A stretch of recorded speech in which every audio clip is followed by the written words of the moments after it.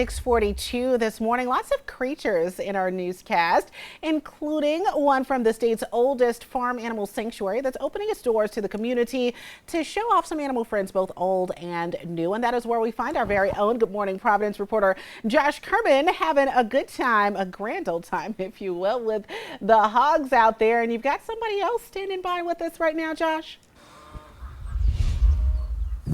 We do, Cara. I'm glad to be out here with the creatures, as you mentioned. You can hear them waking up, slowly quacking and honking and getting ready for the day. But we're out here at the West Place Animal Sanctuary. I'm joined by Wendy Taylor. Wendy, we are about to meet one of the newer residents here. Let's do an introduction before we ask a little bit about how this came to. Can you introduce us to Clover the emu? I certainly can. And she's just woken up. She's getting up. Hello, Clover. It's great to meet you. Wow, you are about as tall as I am. I'm not that tall, but this is still impressive.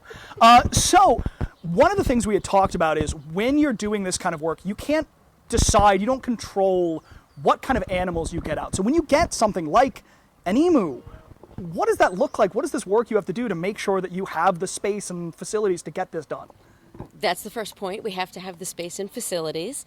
So we also do a lot of research. We learn all about the species, the breed, and then I put together a nutritional program, a medical program, an exercise program, and an enrichment program.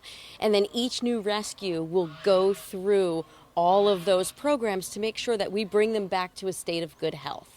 So as you work on, working with an animal like an emu that you haven't had before, what are some of the interesting challenges? What are some of the ways, looking at the timeline ahead of now, you've got this, you said this bird lives for 30 years in captivity. Yes. Talk me through this.